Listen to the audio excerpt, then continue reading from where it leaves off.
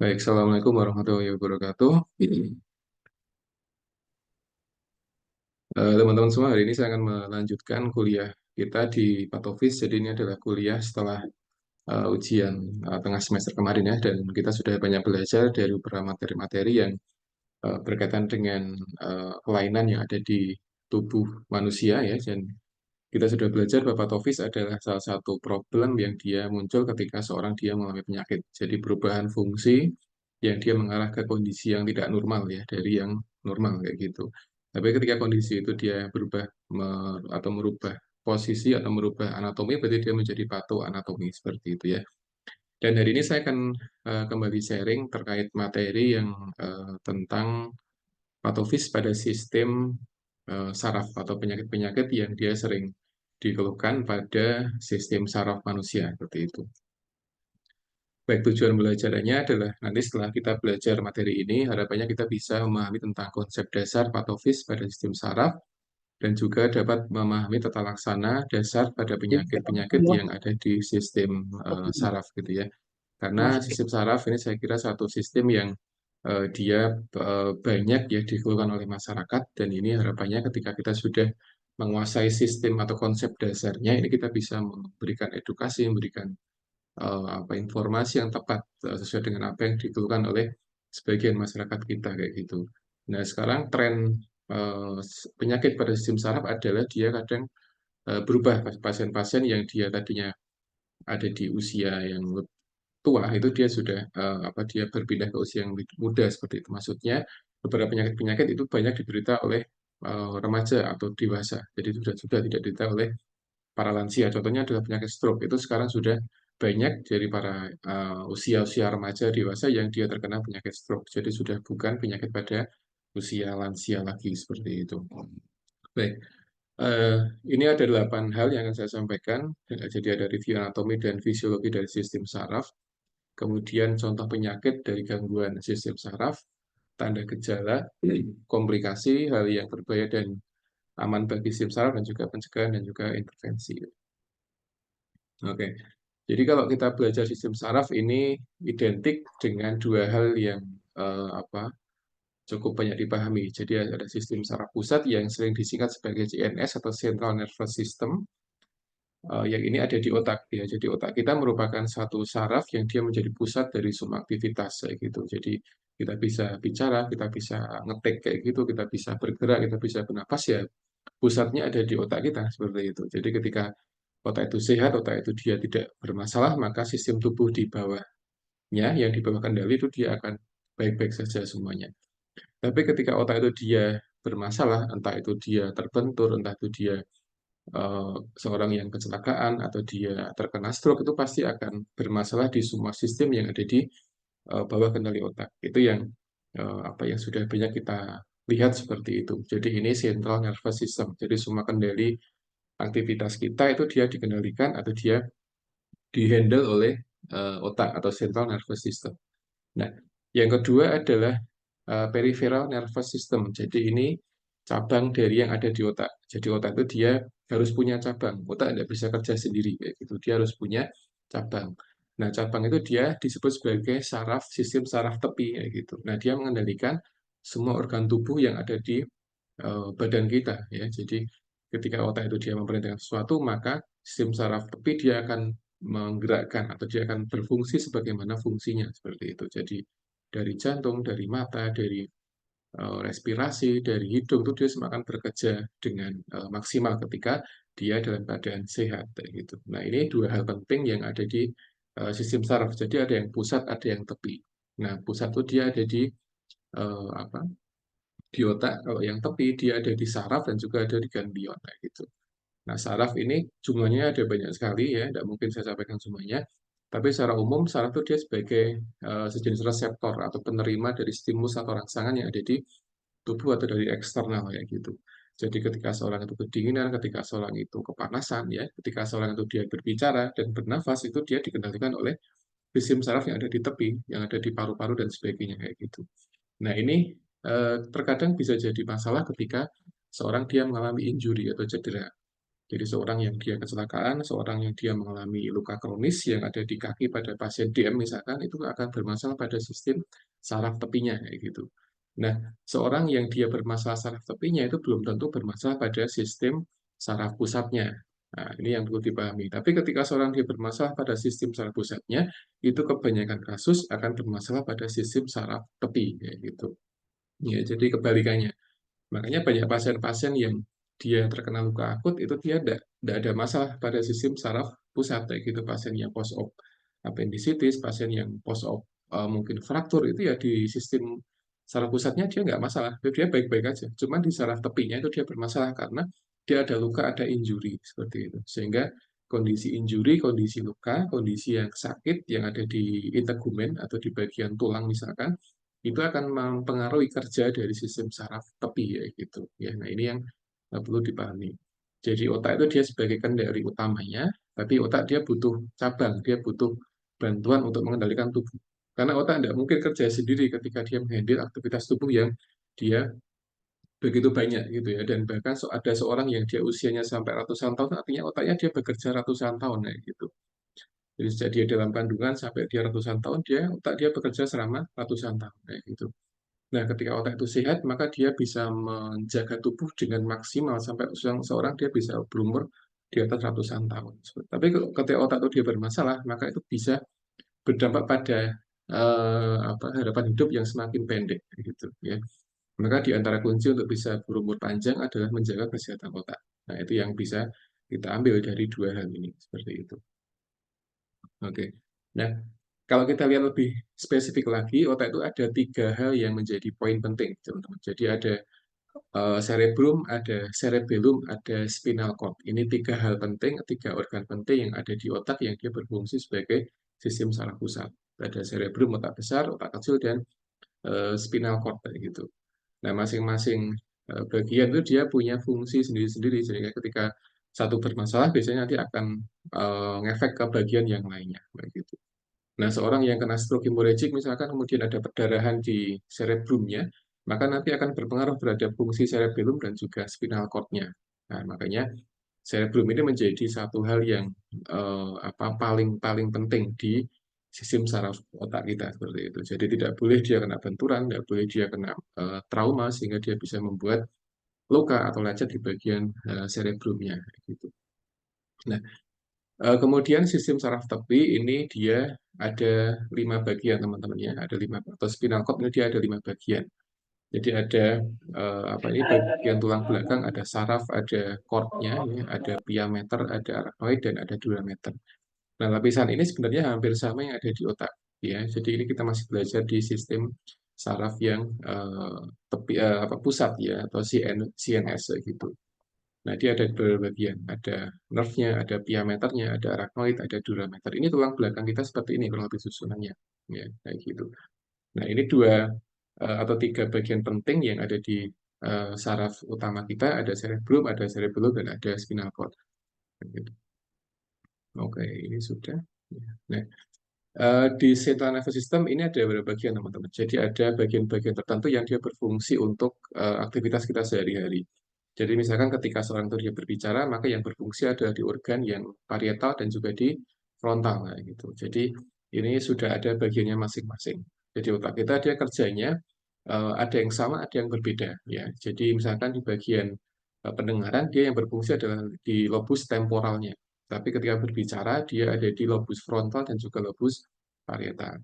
Nah, ketika seorang itu dia bermasalah bicaranya atau dia berbicaranya itu apa namanya? Mungkin ngelantur ya, dia karena sakit kayak gitu ya yang bermasalah kemungkinan di parietal dan frontalnya kayak gitu.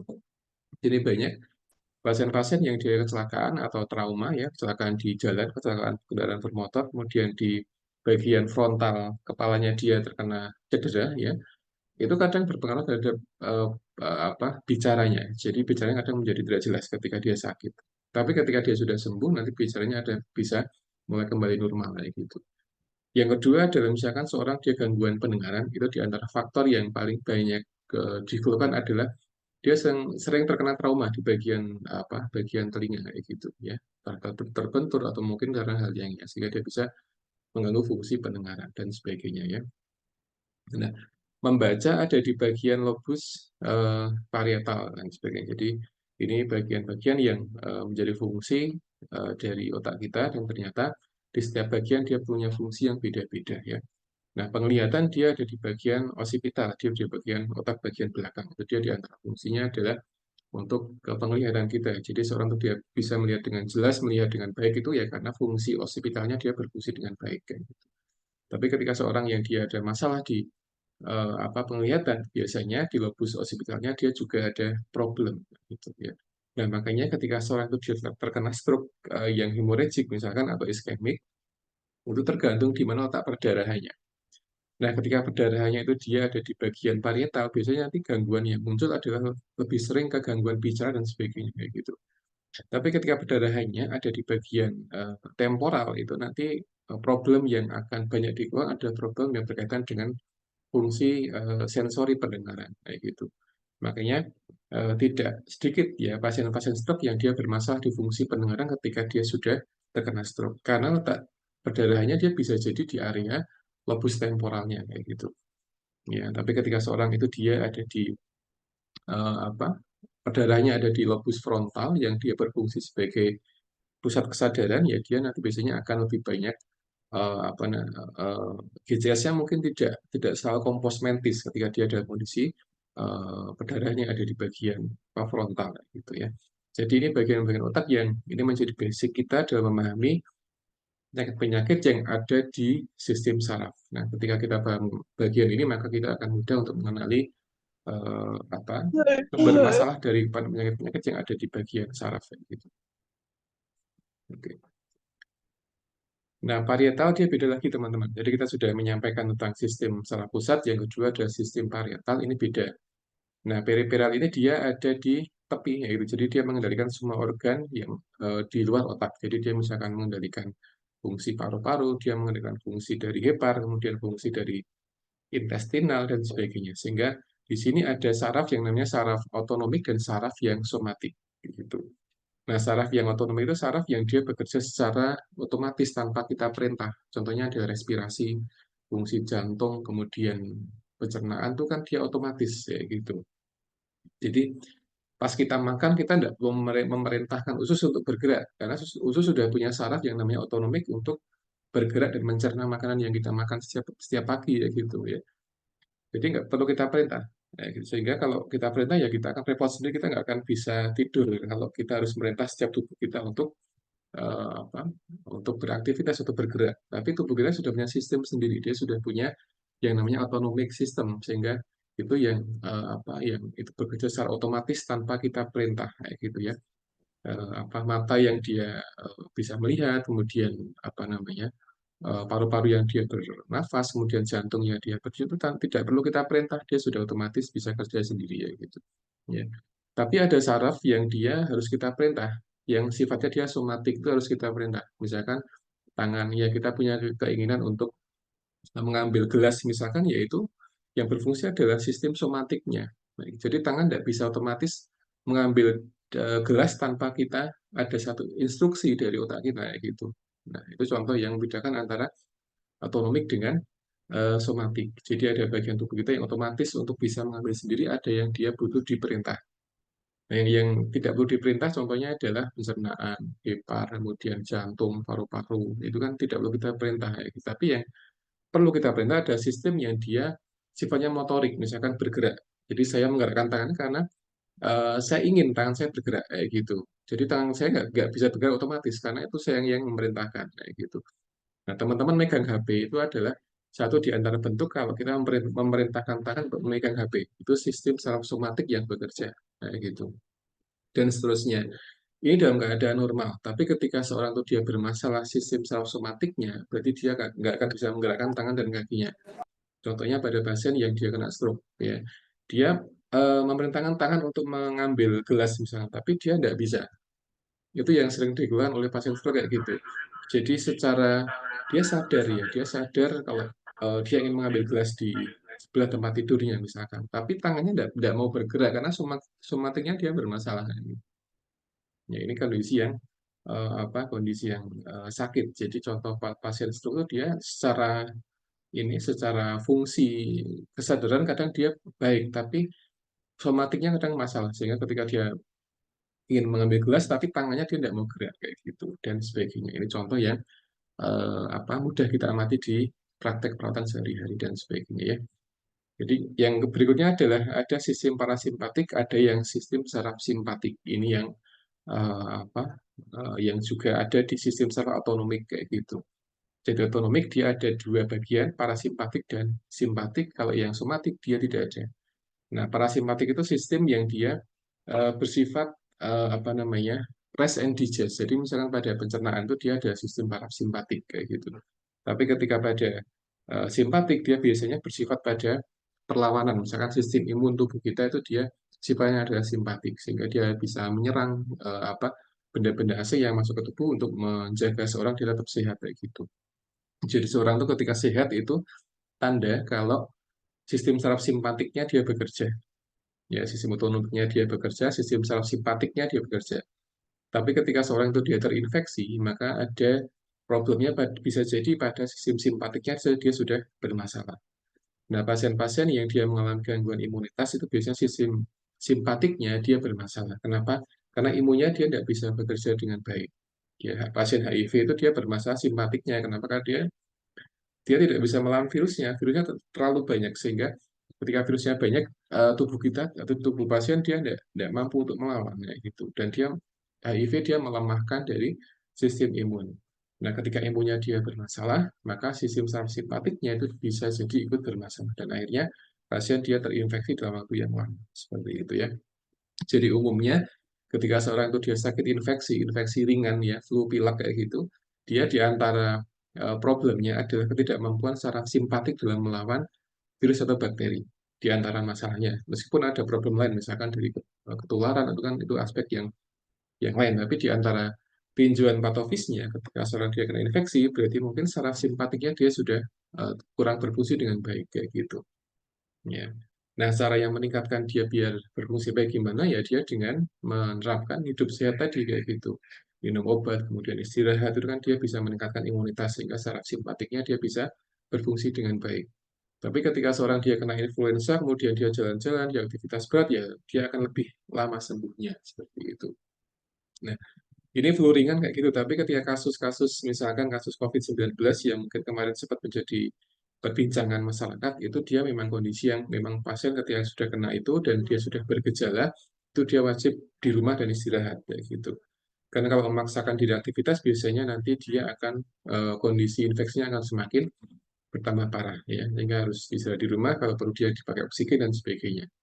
Cuman ada beberapa kasus infeksi COVID yang dia tidak bergejala. Ini yang berbahaya sehingga dia tidak bergejala, kemudian dia kemana jalan-jalan kemana tanpa pakai masker, ya dia bisa nular dan sebagainya. Jadi itu contoh yang bisa kita ambil kesimpulan dari sistem saraf otonomik, ada parasimpatik, ada simpatik, ada somatik. Jadi tubuh kita ketika satu dia sehat berarti empat sistem ini dia berfungsi dengan baik. Tapi ketika bermasalah itu dia pasti ada masalah di antara empat sistem ini seperti itu ya. Baik teman-teman, kalau ada pertanyaan bisa langsung ditanyakan di kolom chat, dituliskan aja pertanyaannya, tidak harus menyampaikan ngomong langsung ya. Oke, yang berikutnya di bagian saraf adalah ada yang namanya tulang belakang. Tulang belakang. Nah, ini bentuknya seperti ini kurang lebih ya. Ada cervical, ada torak, ada lumbar. Jadi ini beberapa bagian tulang belakang yang normal yang ada pada orang sehat seperti ini. Ya, ini kondisi tidak mengalami fraktur, kondisi yang normal, sehat ya seperti ini kurang lebih bentuknya.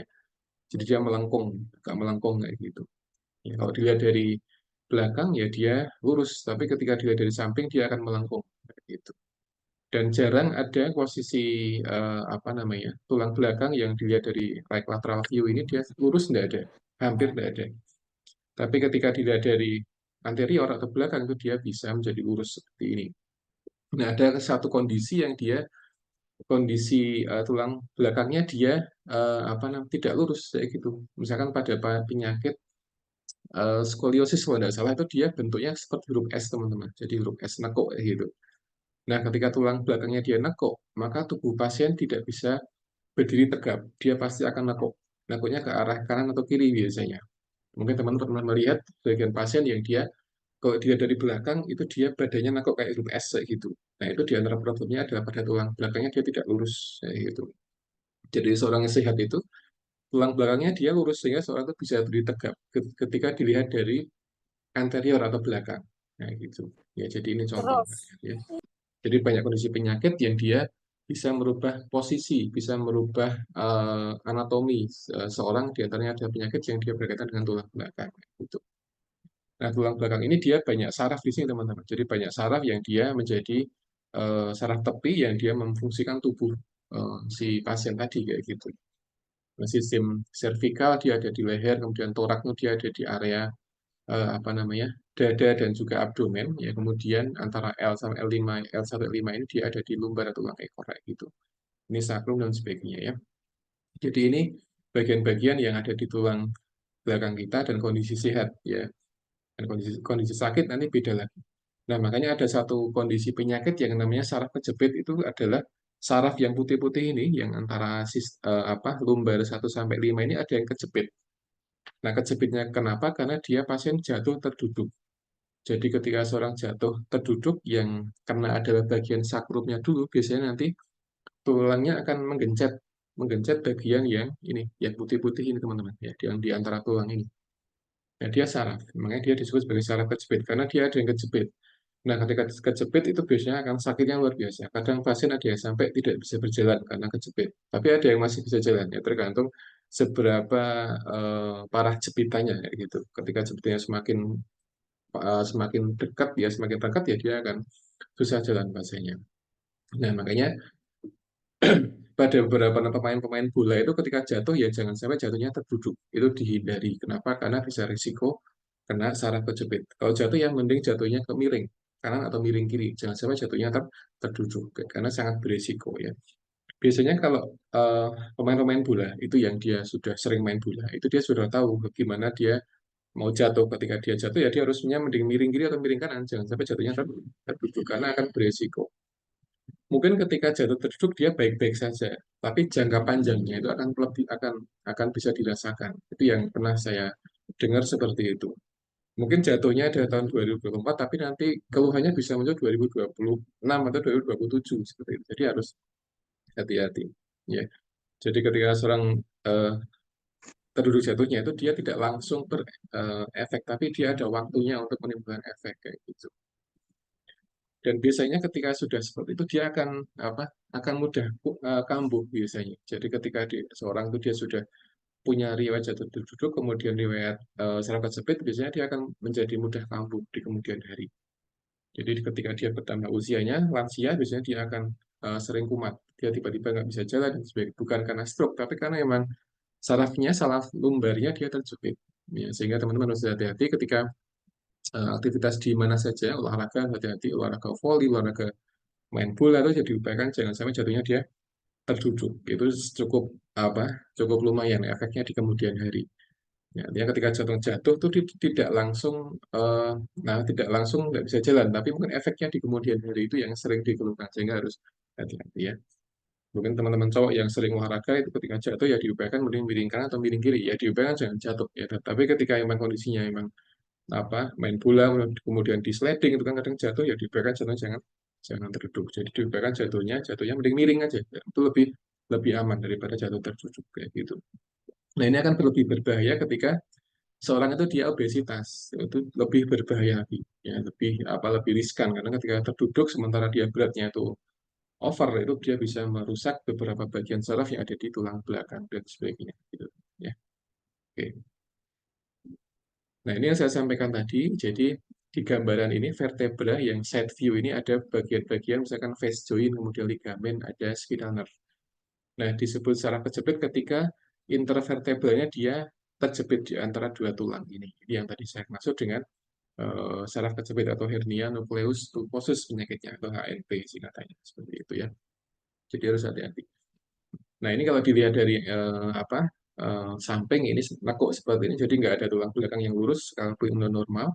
Jadi normal itu adalah ketika dia ya seperti ini bentuknya, ya, dia nekuk seperti ini, ya tidak ada yang lurus. Tapi ketika dilihat dari belakang itu kok dia nekuk apa tulangnya nggak lurus ya berarti dia ada masalah kayak gitu. Biasanya dia kongenital ya. Jadi kadang sejak lahir itu dia sudah nekuk seperti itu. Nah, ketika bayi biasanya nggak kelihatan, tapi ketika pasien dia sudah dewasa baru kelihatan kalau tulang belakangnya dia nekuk kayak gitu, kayak huruf S kayak gitu ya. Itu sering kita amati ya. Jadi ketika bayi, karena bayi kan pendek, sehingga nggak kelihatan ketika bayi itu dia bermasalah tulang belakang. Tapi ketika bayi itu dia tumbuh besar kayak gitu, dia bertambah gede, jadi SD, SMP, SMA, dan sebagainya, itu akan kelihatan ketika seorang itu dia bermasalah pada tulang belakangnya kayak gitu. Apakah lurus atau nekuk itu dia akan kelihatan. Sehingga seorang yang sebagian pasien dia tidak bisa berdiri tegak. Kenapa? Karena tulang belakangnya dia bermasalah. Ya, harus hati-hati ya. Nah, pencegahannya gimana ya? Dengan tadi ya, ketika seorang itu ibu itu hamil ya harus cukup gizi dan sebagainya. Karena gizi menjadi penentu penting untuk kesehatan anak di kemudian harinya. Ketika ibu hamil kemudian dia tidak mendapatkan gizinya itu seringkali mengganggu dari pembentukan tulang yang ada di di janin dan sebagainya seperti itu. Oke. Nah, ini ada beberapa fungsi dari sistem saraf ya. Yang pertama adalah untuk berpikir, untuk mengingat-ingat, memori, untuk belajar dan sebagainya. Kemudian untuk gerak ya, gerak kita sehari-hari ya karena fungsi saraf tadi seorang yang dia bermasalah eh, apa sarafnya biasanya dia tidak bisa bergerak atau mungkin dia ada pembatasan gerak ya gitu. Kemudian untuk sensi, sensu adalah indera, biasanya untuk melihat, untuk mendengarkan, untuk menyentuh, untuk merasakan itu adalah fungsi dari saraf kayak gitu ya.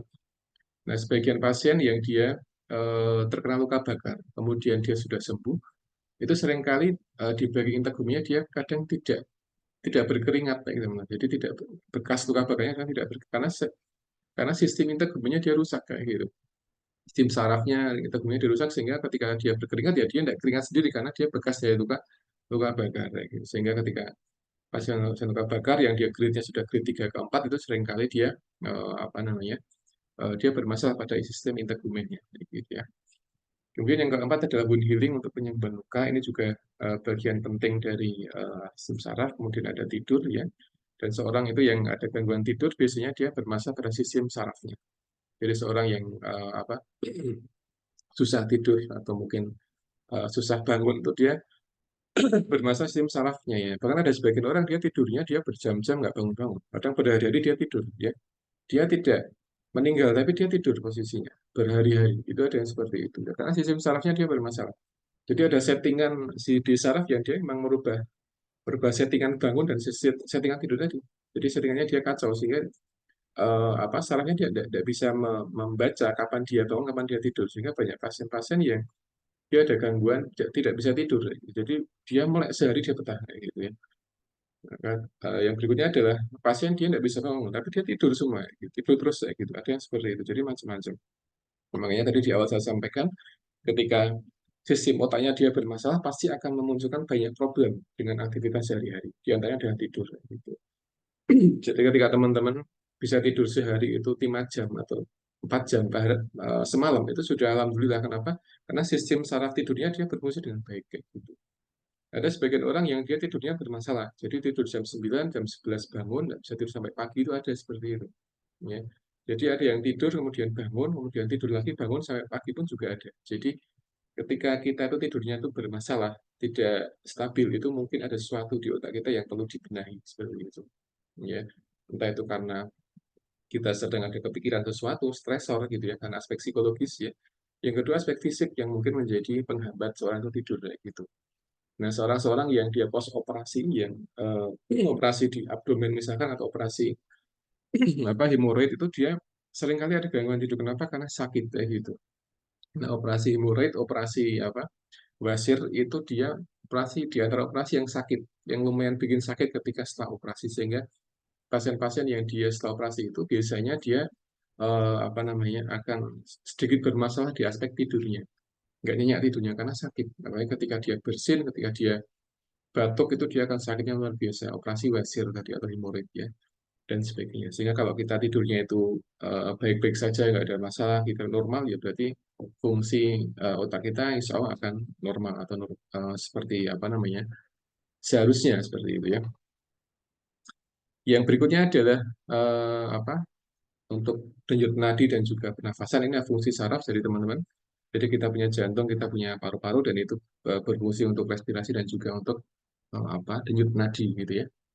kemudian respon terhadap stresor dan sebagainya dengan produksi keringat. Jadi ketika seorang itu dia sedang ada stresor, dia sedang misalkan presentasi, kemudian dia demam panggung gitu, biasanya kan berkeringat tangannya gitu. Tapi ada kondisi di mana seorang itu dia sedang dalam kondisi yang biasa-biasa aja, tidak ada stresor apa-apa, tapi dia berkeringat. Itu yang perlu dipertanyakan ya gitu. Berarti ada problem di hormonalnya gitu. Nah, sebagian kasus itu dia karena hipertiroid, jadi bermasalah pada sistem tiroidnya. Jadi ada sistem tiroid sehingga yang dikendalikan ada hormon tiroidnya dia bermasalah kayak gitu ya. Jadi bukan karena paru-paru basah, bukan, tapi karena memang eh, apa namanya eh, tiroidnya dia bermasalah. Sehingga ketika tiroidnya bermasalah, biasanya akan meningkatkan metabolisme. Nah, di antara bukti kalau dia tingginya metabolisme, berarti adalah keluarnya keringat kayak gitu. Jadi ketika teman-teman berkeringat, itu bukti kalau metabolismenya dia tinggi. Ya, gitu. Keringat ya. Jadi ketika kita aktivitas fisik itu kan kadang berkeringat itu bukti kalau ada aktivitas yang tinggi sehingga dia berkeringat kayak gitu. Tapi pasien-pasien yang dengan gangguan tiroid itu dia berkeringat tapi tidak dalam keadaan aktivitas fisik yang tinggi. Ya, sehingga dia kondisi duduk santai seperti ini, tapi dia berkeringat tangannya, gitu, basah, jadi kadang butuh tisu untuk ngelapi dan sebagainya. Itu problem pada tiroidnya biasanya. Dan sebagian pasien-pasien asma pun juga seperti itu, pasien gangguan asma, itu dia kadang tangannya dia berkeringat sebagai efek dari gangguan hormonal tadi ya, gitu ya. Pasien asma, pasien dengan gangguan respirasi seringkali tangannya dia berkeringat kayak gitu, tapi tidak selalu dia paru-paru basah ya. Sehingga teman-teman ketika melihat pasien-pasien dengan berkeringat kayak gitu tangannya ya pada dia dalam keadaan santai ya mungkin yang perlu dicek adalah hormon tiroidnya seperti itu karena itu yang apa cukup berperan penting dalam munculnya keringat pada tangan dalam keadaan yang santai nggak ada stresor gitu.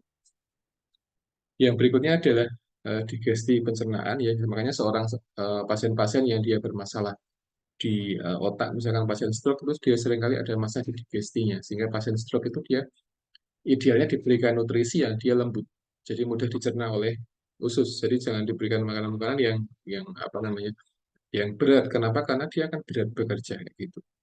Karena pasien-pasien seperti itu dia selain di bagian otaknya yang dia bermasalah, itu di bagian digestinya juga bermasalah, sehingga harus diberikan makanan yang dia mudah dicerna dan tidak mengandung zat asam yang tinggi. Misalnya terlalu pedas itu juga tidak boleh bagi pasien-pasien yang dia kena stroke karena bisa mempengaruhi aspek digesti gitu ya. Kemudian yang terakhir adalah fungsi tubuh ada pubertas dan juga apa menjadi aging itu adalah perubahan usia, jadi muda ketua dan sebagainya gitu ya. Itu juga peran dari hormon kayak gitu. Jadi seorang yang dia ekohormon saraf gitu ya. Jadi seorang yang dia apa menua itu ada fungsi bahwa sarafnya dia sudah bekerja dan sudah ada penurunan fungsi dari sarafnya. Jadi itu di antara fungsi saraf. Jadi saraf itu dia punya usia ya, punya usia, dia punya settingan waktu sendiri. Jadi misalkan dalam sekian puluh tahun seorang itu dia menjadi tua itu dia sudah ada settingannya sendiri kayak gitu. Jadi ada beberapa hal di otak kita yang dia berfungsi untuk men-setting aspek-aspek yang berkaitan dengan usia sel kayak gitu dia sudah ada sendiri. Sehingga sebagian pasien, sebagian orang dia bisa berumur panjang karena settingan dari apa otaknya tuh dia bisa men-setting bahwa sel itu dia akan punya usia yang cukup panjang dan sebagainya. Gitu. Ini banyak faktor yang bisa membuat seorang itu dia usianya panjang. Ya. Misalkan hidup sehat, kemudian dia bisa menjaga stresor, kemudian dan sebagainya itu bisa menjadi satu faktor yang bisa memperpanjang usianya. Usia di atas 100 tahun, tapi dia masih pendengarannya masih berfungsi dengan baik, dia bisa melihat dengan baik itu ya banyak terjadi seperti itu ya. Tapi ada juga yang dia usianya masih remaja, masih muda sudah bermasalah di sarafnya sehingga banyak beberapa remaja, sebagian remaja itu dia terlihat tua padahal usianya masih muda. Ada yang seperti itu ya. Itu banyak faktor sehingga ada banyak hal yang dia bisa merusak sel saraf ya, saraf perifer atau mungkin yang lain sehingga seorang yang dia mungkin usianya masih muda tapi orang melihat kok sudah kelihatan tua itu dia seperti itu ya. Hmm. Jadi harus seorang yang dia hidupnya sehat itu dia akan bisa menjaga usianya sesuai dengan apa yang bisa kita lihat seperti itu ya. Jadi fungsi dari saraf kayak gitu kurang lebih. Nah, ini ada beberapa tanda ketika seorang itu dia bermasalah sistem sarafnya, di antaranya adalah gangguan gerak. Ya, jadi seorang yang dia bermasalah sarafnya biasanya dia ada problem di gangguan gerak, kayak gitu ya. Pasien stroke, pasien dengan fraktur dan sebagainya dia ada gangguan gerak. Yang kedua adalah gangguan ingatan biasanya, memory loss. Jadi pasien kadang nggak bisa ingat sesuatu yang harusnya dia bisa ingat. Pelupa itu ada satu masalah yang ada di sistem saraf kayak gitu. Seorang yang dia pelupa itu juga apa ada satu problem di sistem memori di otaknya seperti itu. Nah, obat pelupa adalah dia harus belajar ingat-ingat kayak gitu ya. Jadi sebagian anak remaja itu dia pelupa. Jadi sekarang dibilangin apa, nanti sore sudah lupa itu ada seperti itu ya. Itu bisa jadi karena memang ada problem di sebagian fungsi memori di otaknya seperti itu. Mungkin dia pernah jatuh atau mungkin dia punya riwayat kecelakaan itu sering seperti itu ya. Kadang ada sebagian orang yang dia memang sebelumnya nggak pernah pelupa, tapi ketika sembuh dari sakit dia malah jadi pelupa tuh ada. Jadi banyak seperti itu ya. Dan pelupa itu hal yang harus kita maklumi. Jadi kita sebagai perawat harus bisa memaklumi orang yang pelupa. Kayak gitu. Jadi jangan dimarahi, kemudian di itu nggak boleh ya, karena memang fisiknya seperti itu. Jadi kita harus bisa ngerti kondisi pasien seperti apa.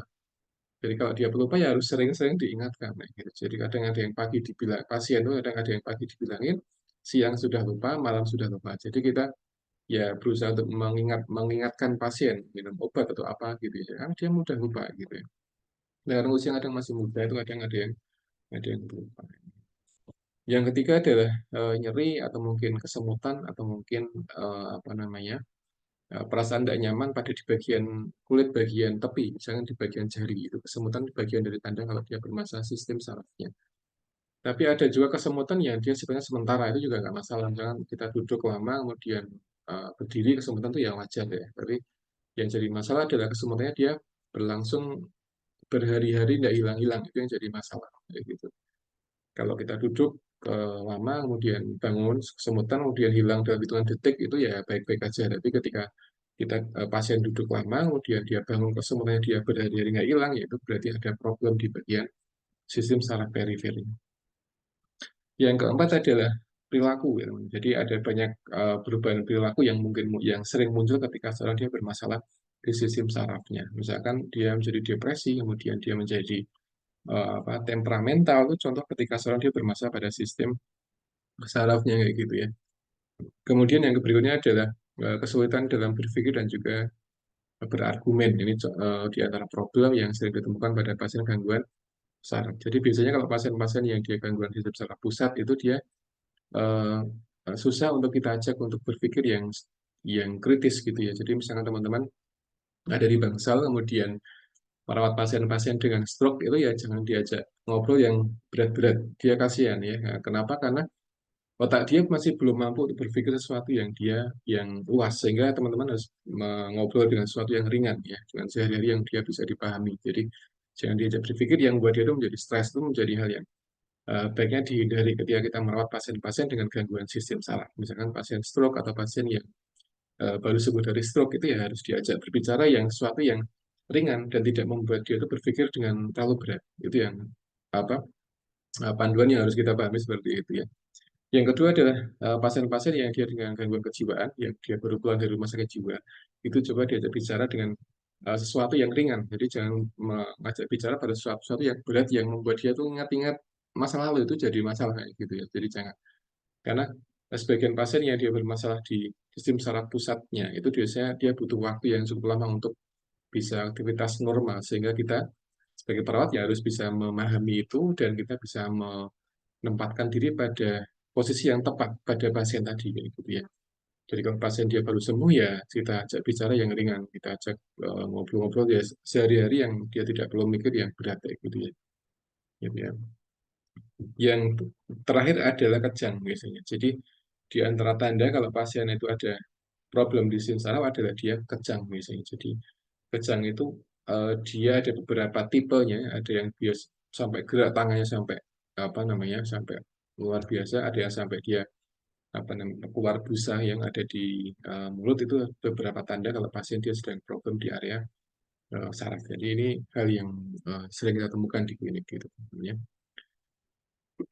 Nah, sistem saraf pusat itu ketika dia bermasalah itu kita bisa ngeceknya di eh, apa rumah sakit dengan beberapa alat, misalkan dengan CT scan, dengan EKG, dengan EEG, ya, dengan lumbar punctur ya, dengan MRI. Nah, ini semuanya ada di rumah sakit, ada di rumah sakit. CT scan biasanya untuk pasien-pasien yang dia kecelakaan ya. Kemudian pasien stroke itu dia di CT scan ya. Jadi teman-teman ketika bekerja di rumah sakit ke CT scan itu biasanya pasiennya dia kecelakaan trauma gitu ya. Hematom kemudian dia di CT scan, kemudian pasien stroke itu dia di CT scan. Yang kedua EKG ya, EKG ya pasien gangguan jantung itu dia di EKG ya untuk mengukur kelistrikan jantung kayak gitu ya. Yang ketiga ada EEG itu biasanya dilakukan untuk pasien-pasien dengan gangguan gelombang otak, misalkan pasien yang epilepsi itu dia disarankan untuk di EEG untuk mengecek gelombang otaknya dia normal atau tidak gitu. Kemudian yang keempat adalah lumbar punctur biasanya dilakukan pada pasien-pasien yang dia mengalami tumor di otak kayak gitu. Jadi dia diambil cairan otaknya tapi melalui tulang lumbar kayak gitu. Jadi ketika seorang itu dia ingin memeriksa cairan otak ya dia tidak diambil dari otak langsung, nggak ada, tapi diambil dari tulang belakangnya. Nanti akan saya tampilkan gambarnya ya. Kemudian MRI dan sebagainya. Nah, ini contoh dari EEG, teman-teman. Jadi EEG ini adalah metode atau alat yang digunakan untuk melihat gelombang otak kayak gitu. Ya. Dan dia lebih rumit dari EKG biasanya EEG itu. Dari EKG dan memang ini digunakan untuk pasien-pasien yang dia gangguan gelombang otak, epilepsi itu dia kejang itu dia perlu di EEG ya dan sebagainya. Nah, ini macam-macam gelombang otak seperti ini. Jadi ketika seorang itu dia tidur ya gelombangnya seperti delta, ketika seorang itu capek dia theta dan sebagainya. Jadi macam-macam ya. Jadi ketika seorang itu dia awareness dalam keadaan waspada itu gelombang otaknya dia seperti ini ya gitu ya. Hmm. Jadi idealnya seorang itu dia tidak tidak boleh terlalu sering awareness, tidak boleh terlalu sering waspada.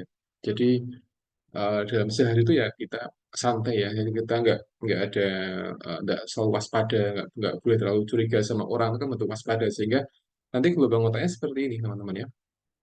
Nah, ini yang terbaik adalah kondisi ketika alfa. Alfa itu relax kayak gitu. Relax, kondisi santai yang ini menyehatkan otak. Tapi ketika seorang itu gelombang otaknya dia gamma atau beta, atau mungkin yang theta atau delta, dia kurang sehat bagi otak. Sehingga aktivitas-aktivitas yang dia bisa memicu gelombang gamma atau beta itu dia kurang sehat bagi otak. Sehingga kadang seorang menjadi kurang, ya otaknya menjadi kurang sehat karena tadi dia keseringan curiga, keseringan dia waspada sama orang, padahal ya biasa-biasa, nggak ada apa-apa, tapi dia berlebihan, curiga itu menjadi kurang sehat bagi otak dan perilaku dan sebagainya. Sehingga yang terbaik adalah yang rileks atau gelombang alfa kayak gitu. Nah, seorang yang sakit, seorang yang dia koma itu dia di antara theta dan delta kayak gitu. Dia berbaring ya di bed ya supinasi, kemudian dia dipasang oksigenasi dan sebagainya, itu dia bisa dalam keadaan delta atau theta seperti itu ya dan sebagainya. Jadi di antara lima gelombang ini yang sehat adalah gelombang yang alfa karena dia cocok bagi otak dan dia bisa menyehatkan otak, bisa menyehatkan perilaku kita dan sebagainya ya. Tapi ketika seorang dia terlalu sering curiga, terlalu sering negatif thinking itu akan merubah gelombang otak menjadi gamma atau beta dan itu kurang bagus bagi otak gitu ya. Nah, ketika dia terlalu sering seperti itu nanti bisa merusak sel-sel otak kayak gitu. Nah, ketika selnya dia rusak, nanti biasanya akan ngaruh di respirasi, ke jantung, dan sebagainya. Ya. Jadi, terkadang di antara orang yang sakit jantung karena dia tidak bisa mengendalikan gelombang otaknya. Kayak gitu. Ya, dia hidupnya sudah sehat, dia sudah olahraganya rutin, tapi kok sakit jantung. Ya, mungkin ada sesuatu yang menjadi kebiasaan dia. Mungkin di antaranya ada seorang yang dia terlalu sering ini negatif thinking karena dia bisa merubah gelombang otak kayak gitu ya. Nah, ketika kita berpikir positif, berpikir negatif itu akan merubah gelombang otak. Jadi seorang itu ketika dia berpikir negatif, maka gelombang otaknya dia pasti akan berbeda dari orang yang berpikir dia positif kayak gitu. Nah, ini yang akan menyehatkan fisik kita seperti itu. Ketika seorang dia bernegatif thinking, nanti dia akan merubah gelombang otaknya, kemudian nanti dia bisa merubah fungsi jantung dan paru-paru. Ketika dia terlalu sering seperti itu, nanti bisa merusak jantung dan paru-paru. Sehingga di antara cara untuk hidup sehat adalah dengan menjaga gelombang otak. Ya, tadi dengan rileks, dengan santai, ya biar hidup ya biasa saja, nggak usah terlalu berlebihan merespon sesuatu sehingga menjadi sering waspada, sering negatif thinking, sering macam-macam, jadi malah menjadi nggak sehat ya. Seperti itu. Jadi ini contoh gelombang otak yang ada di referensi kayak gitu. Oke, ini EEG. Jadi EEG itu dia digunakan untuk kondisi-kondisi pasien-pasien yang dengan pusing. Seorang yang sering pusing dia di EEG, tapi tidak semuanya. Ya. Seorang yang dia memory loss atau yang pelupa itu dia di EEG, tapi juga nggak semua orang pelupa di EEG, tapi yang paling banyak adalah apa pasien-pasien yang dia ada tumornya, kemudian pasien-pasien yang dia mengalami koma atau yang sering kejang itu dia di EEG. Ya. Jadi tidak semua pasien-pasien yang dia mulai pusing atau mungkin pingsan di EEG, tapi tertentu saja tidak semuanya. Nah ini yang disebut sebagai lumbar punctur yang saya sampaikan tadi ya. Jadi contoh misalkan pasien dia ingin diambil cairan LCS-nya, LCS itu cairan yang ada di otak atau liquid cerebrospinal, itu LCS namanya. Dan untuk mengambil LCS itu tidak langsung ditembus di bagian tengkoraknya, nggak mungkin ya, nggak mungkin karena tengkorak itu rapat sehingga nggak mungkin ditembus dengan jarum ya. Nah, caranya ada dengan mengambil cairan yang ada di bagian tulang belakang, yang namanya ada lumbar punctur namanya. Nah, mungkin teman-teman nanti yang sudah lulus, kemudian kerja di IGD, kemudian apa namanya kerja di OK gitu ya, di ruang operasi ya gitu, akan sering lihat. Jadi banyak perawat atau mungkin dokter anestesi yang dia memberikan anestesi melalui tulang belakang. Jadi dia tidak langsung tidak menyuntik otaknya, tapi dia lewat tulang belakang di antara celah-celah ini teman-teman, di antara celah ini. Nah ini adalah metode yang sering digunakan pada anestesi untuk memberikan anestesi ya, gitu biar pastinya dia bisa apa nggak keras ketika dioperasi seperti itu ya. Nah posisinya adalah seperti ini. Jadi dia kakinya nekuk kemudian apa agak agak seperti ini. Nah, ini yang posisi yang tepat untuk memberikan lumbar punctur. Ya, kenapa? Karena ketika pasien dia seperti ini nanti apa namanya? Ini ya, jeda di antara dua tulang dia bisa membuka lebar. Tapi ketika pasiennya dia tidurnya adalah lurus ya, nggak seperti ini, nanti apa? Jeda ini atau spasinya ini dia tidak akan semakin sempit sehingga susah ditembus dengan jarum. Makanya dia harus diposisikan seperti ini, nakuk ya sehingga nanti bisa diambil dengan jarum. Nah, gitu. Nah, ini lumbar punctur ya. Ini bisa untuk anestesi, bisa untuk mengecek LCS-nya, bisa untuk ngecek tumor otak, kanker otak itu dia pakai apa? Lumbar punctur atau fungsi lumbar biasanya. Fungsi lumbar ya. Dia menggunakan jarum, kemudian disuntik dan sebagainya. Nah, jarumnya biasanya panjang. Jadi jarumnya nggak seperti jarum-jarum yang biasa kita lihat, tapi dia panjang. Ya, panjang. Nah, ini contoh beberapa alat yang digunakan untuk lumbar punctur ya, macam-macam ada etanol, ada betadine, ada spinal needle ya, dia panjang kayak gini, needle-nya.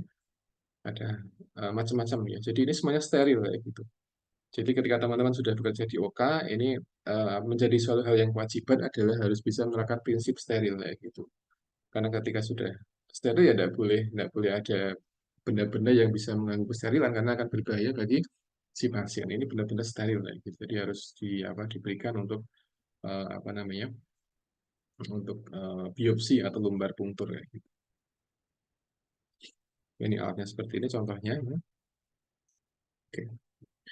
Nah, ini beberapa alasan kenapa kok pasien dia di lumbar punctur. Yang pertama adalah ada bleeding perdarahan di bagian otak. Jadi ada intracranial hemorrhagic, ini pasien di lumbar punctur ya.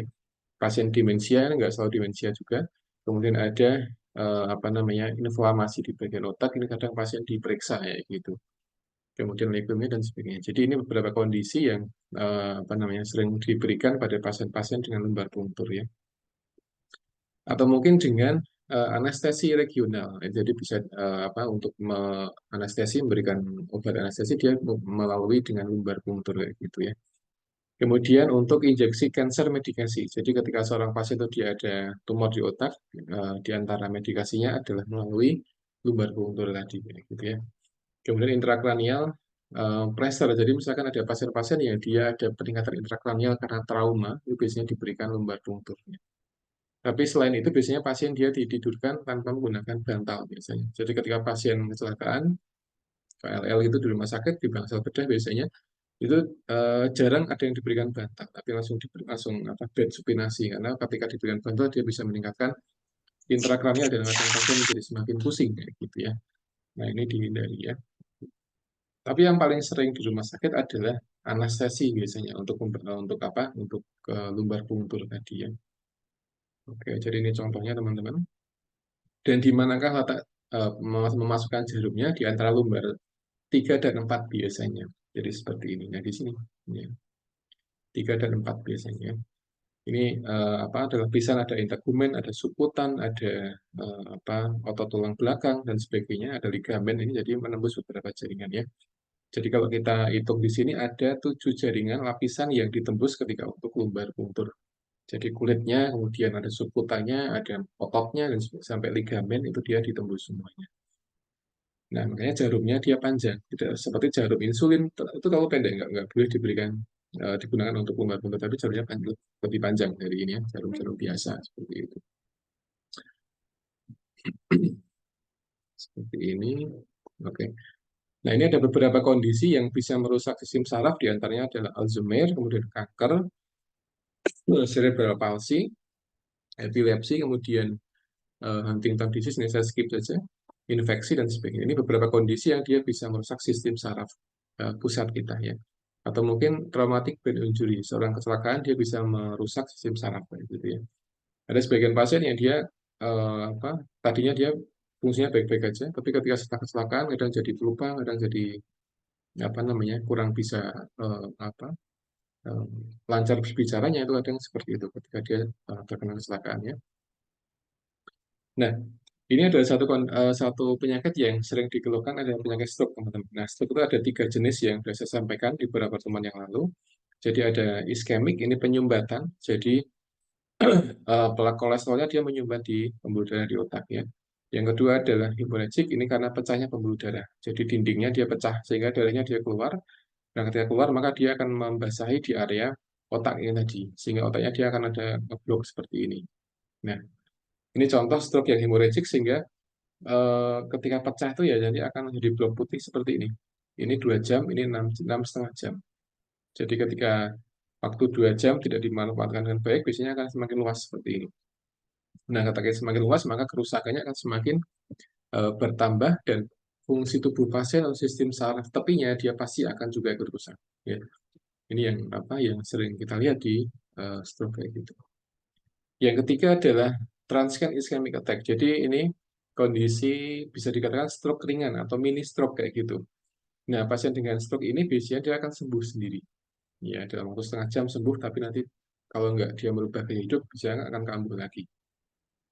Jadi ada 3 tipe stroke. Yang pertama adalah ischemic, yang kedua adalah hemorrhagic, yang ketiga adalah transient ischemic attack. Yang ini ischemicnya menyumbat karena kolesterol biasanya, ya teman-teman, kolesterol dan dia menyumbat, dia bisa menyumbat dan bisa membuat stroke ischemic gitu. Yang kedua hemorrhagic ini ketika pembuluh darahnya dia pecah. Nah, pecahnya karena semakin tipis. Nah, semakin tipis dindingnya karena efek dari kolesterol juga sehingga dia bisa menipiskan pembuluh darah. Nah, ini nyumbat, nyumbat tapi dia hilang, teman-teman. Jadi eh, kolesterolnya dia nyumbat, kemudian dia bisa hilang, kayak gitu. Jadi nggak nyumbat lagi. Ini biasanya terjadi pada pasien-pasien yang sudah ada faktor resiko sehingga ketika pasien dia sudah mengalami ini ya dia harus segera merubah faktor risikonya. Misalkan karena hipertensi, nanti dia harus diturunkan tekanan darahnya dan sebagainya. Jadi harus dilihat etiologinya ya. Tapi rata-rata orang stroke itu karena hipertensi biasanya, hipertensi ya. Makanya sekarang ini kasus stroke ya tidak hanya mengenai pada lansia, tapi pada remaja pun juga banyak. Bahkan ada sebagian stroke yang dia stroke pada pediatrik, anak-anak kecil dia sudah kena stroke ada, tapi tidak banyak. Jadi yang paling banyak adalah masih di kasus dewasa, sehingga teman-teman yang ada di sini harus ekstra hati-hati ya, harus benar-benar menjaga diri karena tadi ya, karena stroke sudah mulai berpindah populasinya yang tadinya ke lansia, dia sudah ke remaja atau yang orang dewasa. Gitu ya. Nah, stroke itu dia bisa kambuh, teman-teman. Jadi misalkan kasus stroke, misalkan pasien kambuh stroke hari ini ya, tahun sekarang itu kadang dia bisa kambuh dua tahun berikutnya atau setahun berikutnya. Nah, dia bisa kambuh ketika pasien dia tidak merubah faktor risiko ya, gitu. Jadi misalkan dia sehat, kemudian hipertensi, kemudian kena stroke, kemudian dia sembuh, gitu ya. Nah, ketika sembuh tuh dia harus bisa menjaga tekanan darahnya, jangan sampai hipertensi lagi. Karena kalau dia hipertensi lagi, nanti akan kambuh lagi. Nah, kambuhnya ringnya adalah setahun sampai 2 tahun. Ini yang ada di penelitian seperti itu. Jadi antara setahun sampai dengan 2 tahun dia akan kambuh ketika pasien dia tidak berubah faktor resiko. Nah, itu yang harus diamati. Misalkan pasien stroke, dia orang sehat, kolesterol tinggi, kena stroke, kemudian sembuh. Ya. Nah, ketika sembuh, dia harus menjaga makanan biar tidak kolesterol tinggi, seperti itu. Karena kalau tidak menjaga, nanti dia bisa kambuh. Nah, itu bisa, yang sering terjadi seperti itu. Jadi sudah sembuh dari stroke di rumah rehabilitasi, setahun berikutnya dia masuk rumah sakit lagi karena penyakit yang sama. Sehingga harus dilihat sebabnya apa sih pada stroke sebelumnya sehingga bisa diantisipasi, bisa dicegah biar dia tidak ulang di tahun-tahun berikutnya ya. Jadi stroke itu dia bisa bisa kambuh. Nah, ini contohnya teman-teman ya. Ini contoh hematoma di otak. Jadi hematoma brain. Jadi ini ketika seorang dia kecelakaan atau fraktur di area tulang depan frontalnya ya ada epidural hematom dan sebagainya. Jadi macam-macam ya. Ini perdarahan. Nah, otak itu dia tidak boleh ada perdarahan kayak gitu. Tidak boleh. Karena kenapa? Karena yang pertama bisa mengganggu metabolisme, yang kedua bisa meningkatkan tekanan intrakranial. Jadi ketika meningkat biasanya pasien akan semakin pusingnya luar biasa gitu. Nah, semakin pusing, ya, nanti akan tidak bagus bagi pasiennya. Makanya stroke hemorrhagic itu ya memang banyak pasien-pasien yang dia endingnya adalah meninggal dunia. Karena apa? Karena ya tadi bisa merusak sel otak secara masif seperti itu. Tapi stroke yang apa iskemik itu banyak pasien yang sembuh gitu ya. Jadi ini yang paling banyak ditakuti adalah stroke yang dia hemorrhagic karena prognosisnya dia nggak bagus. Jadi banyak pasien meninggal dunia ketika dia sudah kena stroke hemorrhagic kayak gitu. Nah, yang berikutnya adalah meningitis teman-teman. Jadi meningitis adalah satu infeksi di lapisan meningen di otak. Meningitis ya. Sehingga ini gambarnya di sini ada normal, ada yang meningitis. Ini bagian apa perbedaannya. Jadi ini ada tulang, ada meningen. Nah, ini yang mengalami apa peradangan. Nah, gitu. Meningitis ya dia peradangan. Nah, peradangannya kenapa? Biasanya peradangannya karena ini apa namanya infeksi biasanya karena infeksi. Jadi anak-anak kecil yang dia sering renang di sungai, dan sebagainya, kadang mengalami meningitis ya. Gitu. Maka harus hati-hati ketika beraktivitas di apa di luar rumah gitu ya. Dan lewat mana bakterinya? Bakterinya bisa lewat ini bisa lewat telinga biasanya lewat telinga ya. Telinga yang kotor jarang dibersihkan ya pada anak-anak itu dia seringkali membuat meningitis peradangan pada meninginya. Nah, tandanya adalah ini ada fever, ada kekakuan pada leher ya, ada sakit kepala, ada pusing ya, sensitif peka sama cahaya, kemudian mual muntah. Tapi ini gejala-gejala yang saya kira kurang spesifik untuk meningitis, gitu sehingga apa, ketika anak dia mau meningitis itu butuh pemeriksaan lanjutan. Nah, contohnya adalah seperti ini. Jadi ini adalah Brudzinski neck sign. Jadi anak kecil yang kena meningitis ketika diperiksa seperti ini maka kakinya akan nengkuk ke atas seperti itu. Nah, ini yang sering ditemukan. Nah, kalau tanda-tanda ini kan nggak spesifik ya, fever, demam itu bisa karena infeksi dan sebagainya. Tapi ketika diperiksa seperti ini dengan Brzezinski neck sign ini, maka ini bisa mengindikasikan mungkin ya kemungkinan besar si anak tadi dia mulai meningitis seperti itu. Yang kedua adalah Kernick sign. Ini adalah di antara pemeriksaan fisik untuk melihat anak itu dia meningitis atau tidak. Jadi ditinggikan kakinya, karena biasanya kalau pasien meningitis itu ketika diangkat dia kaku kayak gitu. Jadi susah ya kayak.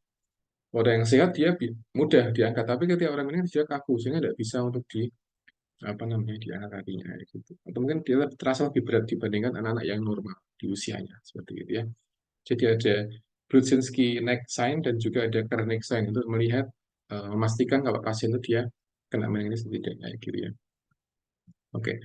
Yang berikutnya adalah polio. Ini di antara problem yang juga mengalami disease saraf, kayak gitu, polio kayak gitu.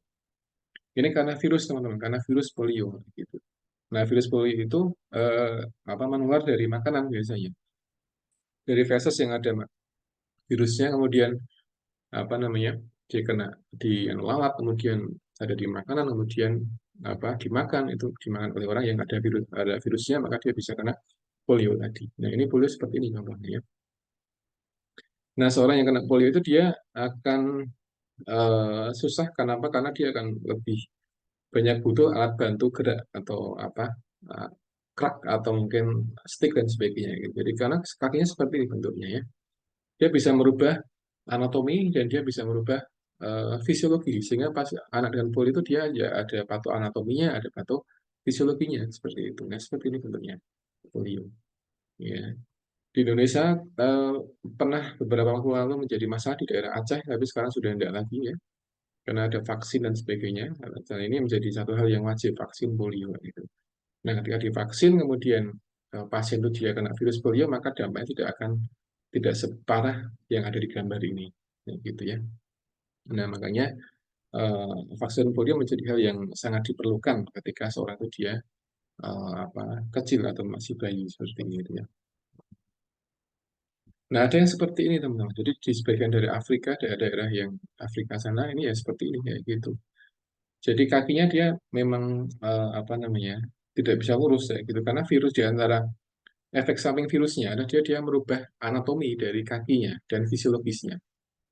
Tidak hanya di kaki tapi di tulang belakang juga sehingga ini ada sebagian pasien ya dia jalannya malah dengan tangannya seperti itu ya.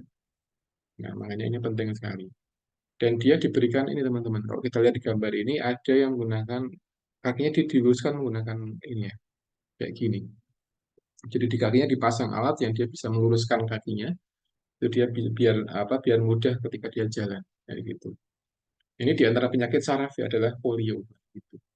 Saraf dan yang mengenai ada di bagian sistem geraknya. Nah gitu. Nah, ketika sarafnya dia kena virus polio, kemudian saraf geraknya dia rusak, maka dia bisa mengaruhi fungsi dan bentuk dari kaki misalnya dan tangan dan sebagainya. Tapi rata-rata dia mengenai kaki.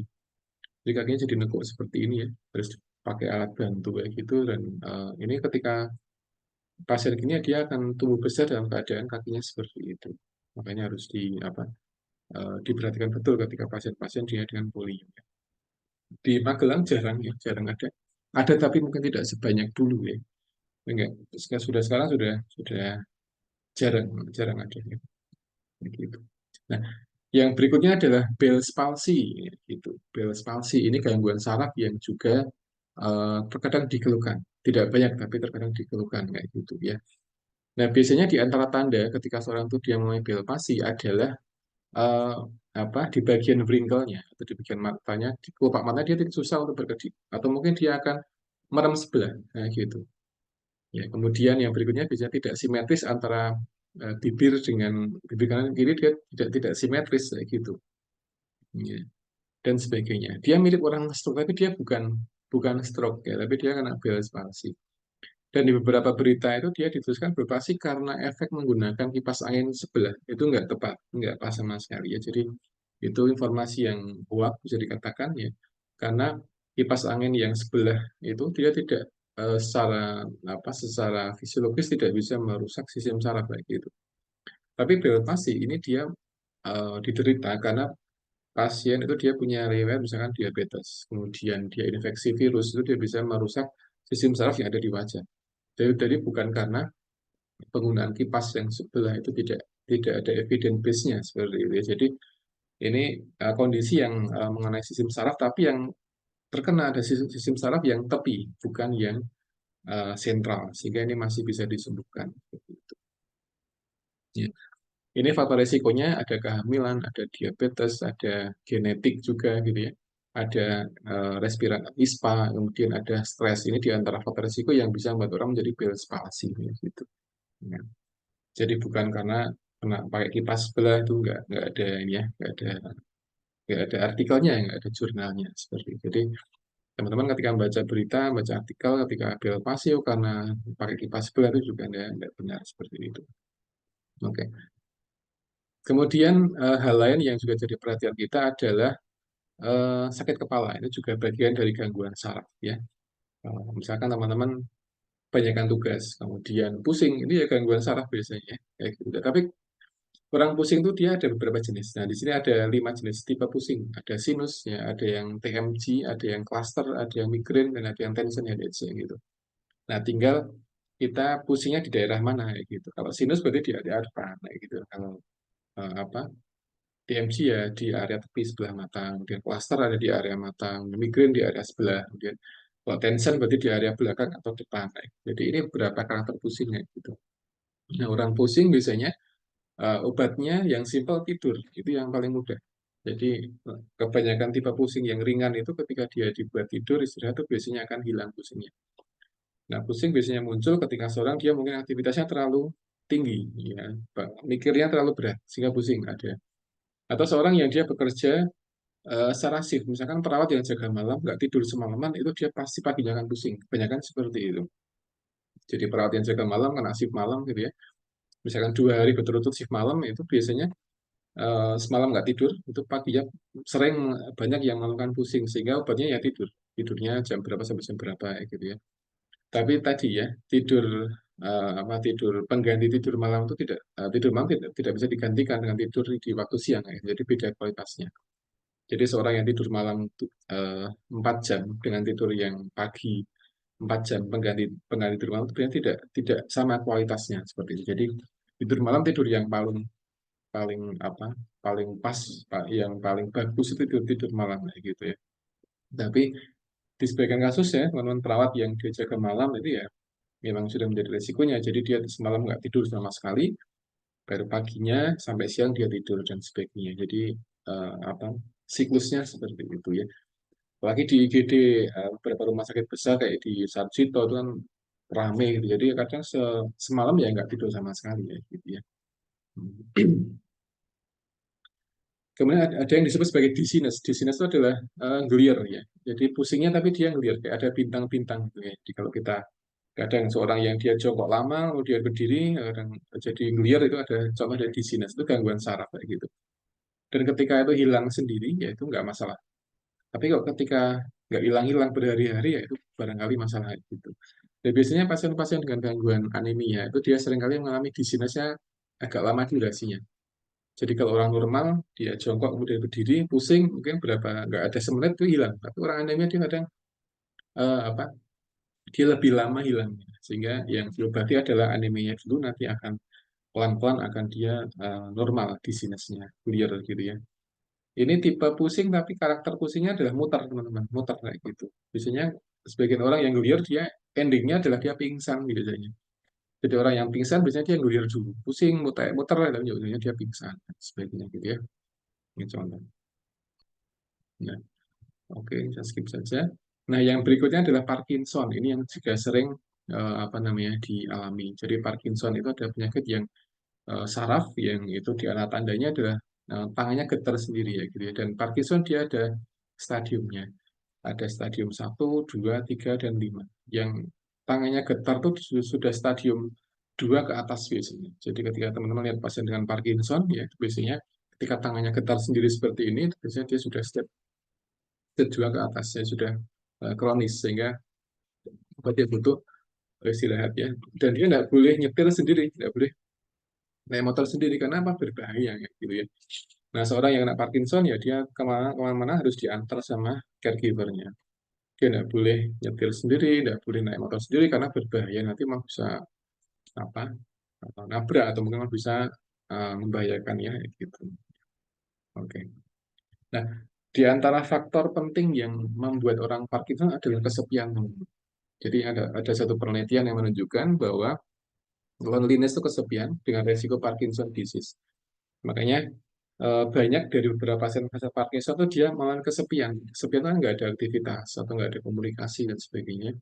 Dia di rumah itu banyak orang, tapi dia tidak ada komunikasi yang bagus di rumah. Sehingga itu menjadi seorang nggak ada yang ngajak ngobrol atau mungkin dan sebagainya. Sehingga ini menjadi satu problem bagi pasien-pasien Parkinson. Nah ini disampaikan di risetnya bahwa ternyata kesepian itu dia punya menjadi faktor resiko terjadinya Parkinson. Nah, itu sehingga harus apa lansia di rumah tuh harus ada yang perhatiin, ada yang ngajak ngobrol sehingga harus dia apa namanya bisa menghindari penyakit Parkinson disease ya, gitu ya. Jadi mungkin teman-teman di rumah ada yang masih punya mbah itu ya diajak ngobrol, diajak ya hal yang ringan itu akan mencegah terjadinya Parkinson.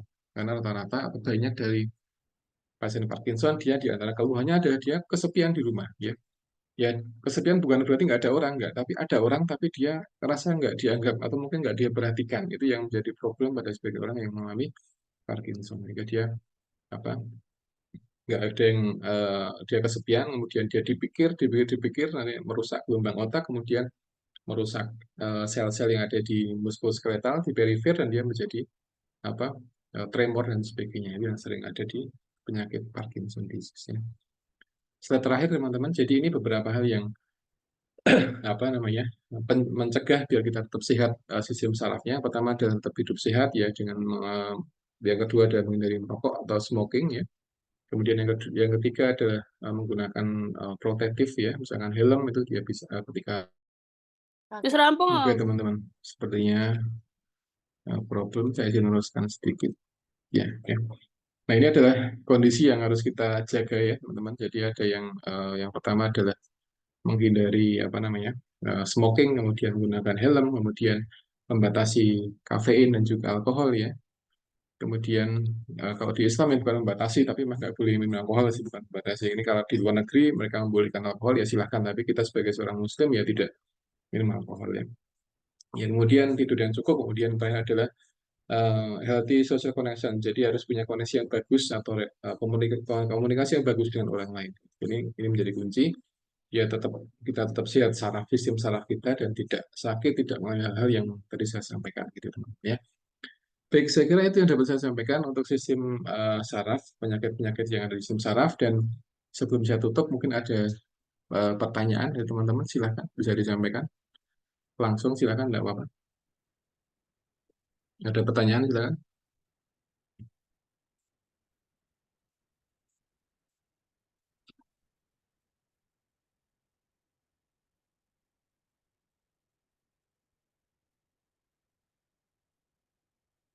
Baik, tidak ada sepertinya ya.